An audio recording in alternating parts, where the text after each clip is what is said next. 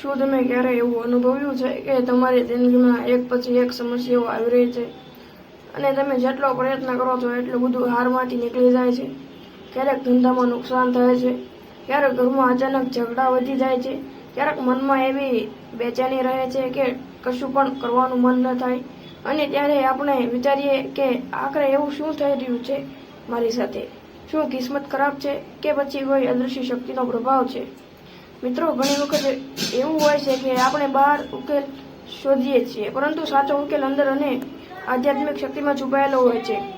અને જ્યારે વાત આવે છે એવી શક્તિની જે ભક્તને ક્યારેય નિરાશ નથી કરતી, તો એક છે મેલડીમાંની કૃપા. મેલડીમાં એ માત્ર નામ નથી, પરંતુ એ એક જીવંત શક્તિ છે.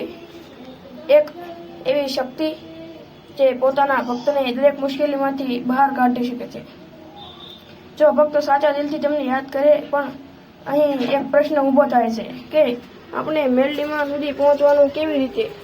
શું માત્ર દીવો બળાવવો પૂરતો છે?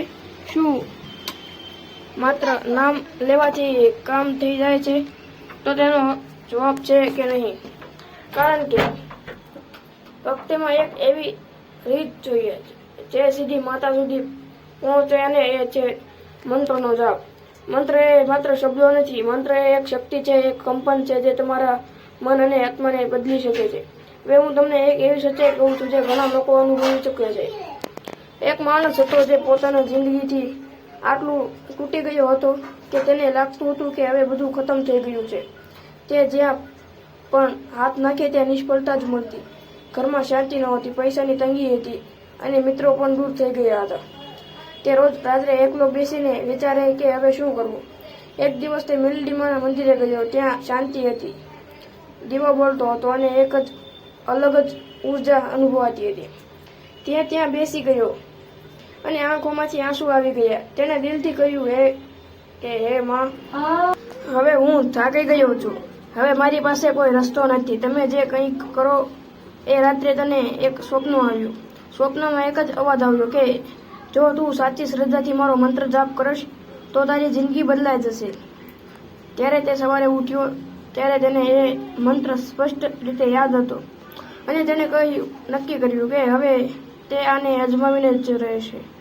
એ મંત્ર છે ઓમ હિમ ક્લીમ મેલડીમાય નમઃ. મિત્રો, આ મંત્ર સામાન્ય નથી. આ મંત્રમાં માતાની શક્તિ સમાયેલી છે. તેણે રોજ સવારે વહેલા ઉઠીને સ્નાન કર્યું, એક શાંતિ જગ્યાએ બેસ્યો, માનો ફોટો સામે રાખ્યો, દીવો પ્રગટાવ્યો અને પૂરી એકાગ્રતા સાથે આ મંત્રનો જાપ શરૂ કર્યો.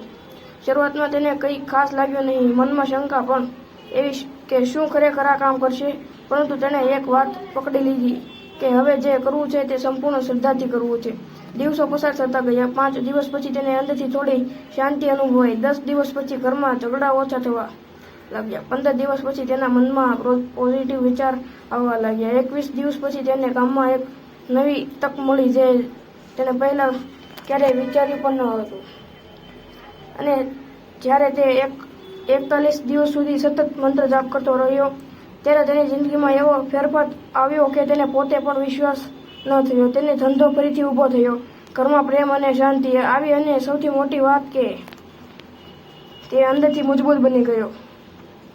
મિત્રો, અહીંથી આપણે શું શીખીએ છીએ કે મંત્રમાં શક્તિ છે, પરંતુ એ શક્તિ ત્યારે જ કામ કરે છે જ્યારે તમે તેને નિયમિતતા અને વિશ્વાસ સાથે કરો. ઘણા લોકો મંત્ર શરૂ કરે છે, પરંતુ 2-4 દિવસ પછી છોડી દે છે, અને પછી કહે છે કામ નથી કર્યું. આ સૌથી મોટી ભૂલ છે.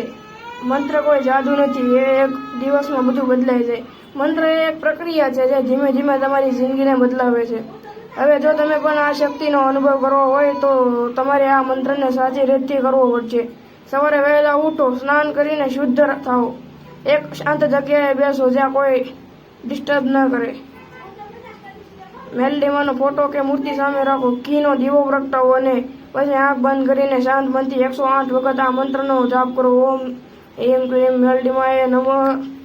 ત્યારે તમે મંત્ર બોલો ત્યારે મનમાં માત્ર માતાની છબી હોવી જોઈએ. ધ્યાન રાખજો કે મંત્ર કરતી વખતે તમારું ધ્યાન ભટકવું નહીં જોઈએ. ઘણા લોકો વચ્ચેમાં ફોન જોઈ લે છે અથવા કોઈ વિચારોમાં ખોવાઈ જાય છે અને પછી કહે છે અસર નથી થઈ. તો મિત્રો, સાચો પરિણામ ઈચ્છો છો તો સંપૂર્ણ એકાગ્રતા રાખવી પડશે. અને હવે એક ખૂબ જ મહત્વની વાત છે, બહુ ઓછા લોકો જાણે છે. જો તમે આ મંત્રને 41 દિવસ એક પણ દિવસ છોડ્યા વગર કરશો, તો પૂરી શ્રદ્ધાથી કરશો, તો તમારી જિંદગીમાં ચોક્કસ કંઈ ને કંઈ મોટો બદલાવ આવશે. આ બદલાવ તમારી પરિસ્થિતિ પ્રમાણે અલગ હોઈ શકે છે, પરંતુ આવશે જરૂર. મેલડીમાં એ એવી માતા છે જે પોતાના ભક્તને ક્યારેય એકલા નથી છોડતા, પરંતુ તેઓ માત્ર ભક્તને મદદ કરે છે, જે સાચા દિલથી તમને યાદ કરે છે.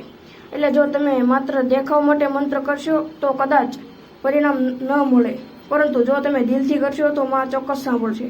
તો મિત્રો, આજેથી જ નક્કી કરો કે તમે આ મંત્રનો જાપ શરૂ કરશો અને તેને નિયમિત રીતે ચાલુ રાખશો. વિશ્વાસ રાખો કે માતા તમારી સાથે છે અને યોગ્ય સમયે તમને મદદ કરશે. અને જો તમે પણ મેલડીમાં પર વિશ્વાસ રાખો છો, તો હમણાં જ કોમેન્ટમાં લખો જય મેલડીમાં.